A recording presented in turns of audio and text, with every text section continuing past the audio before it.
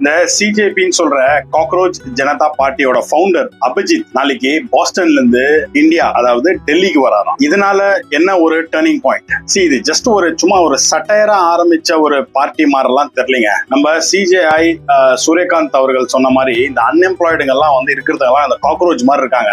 அது சொன்னதுனால அது அகேன்ஸ்டா ஆரம்பிச்சது மாதிரி அது எதுவும் தெரியல. இவங்க போற போக்கெல்லாம் பார்த்தா அவங்க என்ன சொல்றாங்கன்னா, இந்த மேசிவான எஜுகேஷன் சிஸ்டம் ஃபெயிலியர், அதாவது இந்த நீட் எக்ஸாம், அப்புறம் இந்த சிபிஎஸ்இ, அப்புறமா இந்த சியூஇடி, இந்த பேப்பர் லீக்ல எல்லாம் லட்சக்கணக்கான ஸ்டூடெண்ட்ஸ் அவஸ்தப்பட்டு இருக்காங்க. அவங்க ஃபியூச்சர்லாம் ஒரு கேள்விக்குறியா இருக்கு. இதோட அக்கௌண்டபிலிட்டி எல்லாம் யார் எடுத்துக்கிறா? போன இந்த வீக்ல அவங்க ஸ்போக் பர்சன் அப்படின்னு சொன்ன ஒரு 3 பேர் மீடியா கிட்ட பிரஸ் மீட் கொடுத்திருந்தாங்க. அது நிறைய பேர் பார்த்திருப்பீங்க. அவங்க மீடியா கிட்ட ரொம்ப கிளியரான மெசேஜஸ் கரெக்டா பாஸ் பண்ணிட்டாங்களோ அப்படின்னு தோணுது. அவங்களோட ஃபர்ஸ்ட் அஜெண்டா என்னன்னா, எஜுகேஷன் மினிஸ்டர் தர்மேந்தர் அவரு ரிசைன் பண்ணணும்னு சொல்றாங்க.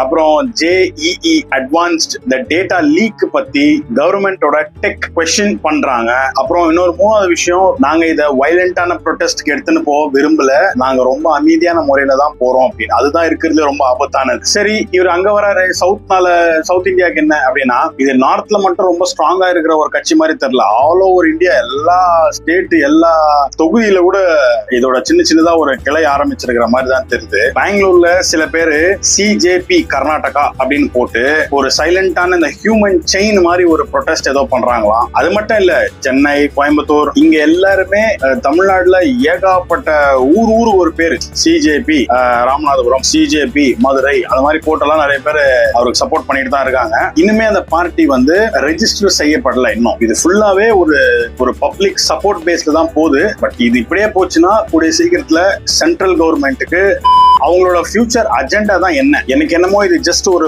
ஒன் டே ப்ரொடெஸ்ட் மாதிரி போயிட்டு அப்புறமா அவங்க வேலையை பார்த்துன்னு போயிடுவாங்களோ அப்படின்னு எனக்கு தோணல. உங்களுக்கு என்ன தோணுது? அவங்களுக்கு இந்த பொலிட்டிக்கல் டிஸ்க்ளோசர்ஸ் இந்தியாவை கொஞ்சம் சேஞ்ச் பண்ணணும்னு முடிவு எடுத்திருக்காங்க. அவங்க முக்கியமா இதுக்குள்ள வர்றதே வந்து ரைட் ஃபார் எம்ப்ளாய்மெண்ட், அதோட லாவை என்ஷூர் பண்ணி யூத்தோட ஆஸ்பிரேஷன்ஸை கோர் பாலிடிக்ஸ்க்கு எடுத்துட்டு போவதான் அவங்களோட முயற்சிகள் எல்லாம் போயிட்டு இருக்குது. ஸோ பார்க்கலாம், நாளைக்கு டெல்லியில 2017 சென்னை மெரினால ஆன மாதிரி ஒரு ஏதாவது ஒண்ணு ஆவறதுக்கு வாய்ப்பு இருக்கா? இல்ல சைலண்டா வந்து கொஞ்ச நேரம் இருந்து மொத்த மீடியா அட்டென்ஷனும் எடுத்துட்டு கலைஞ்சு போயிடுவாங்களா? உங்களுக்கு என்ன தோணுது? கமெண்ட் செக்ஷன்ல சொல்லிடுங்க. See you on the next video. Bye.